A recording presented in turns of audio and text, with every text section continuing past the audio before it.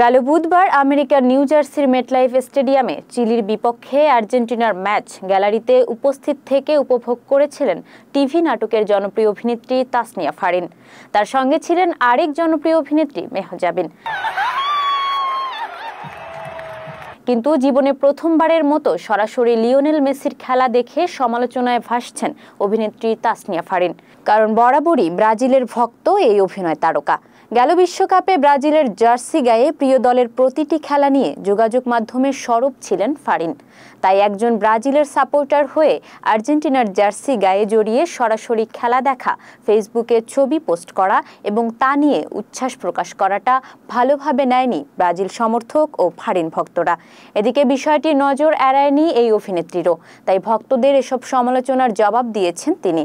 বুধবার রাতে ফেসবুকে মেসিদের ম্যাচ দেখার অভিজ্ঞতার 6 মিনিটের একটি ভিডিও ক্লিপ প্রকাশ করে তিনি লিখেন, ফুটবল মানুষকে একত্রিত করে, বিভাজন নয়।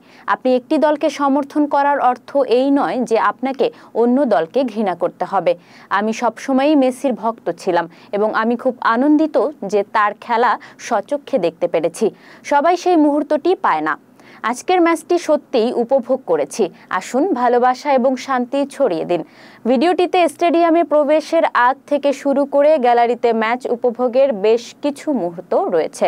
তাসনিয়া ফারিনের এই সাবলীল প্রতিবাদের পর অবশ্য অনেকেই বিষয়টাকে ইতিবাচক হিসেবে দেখতে শুরু করেছেন।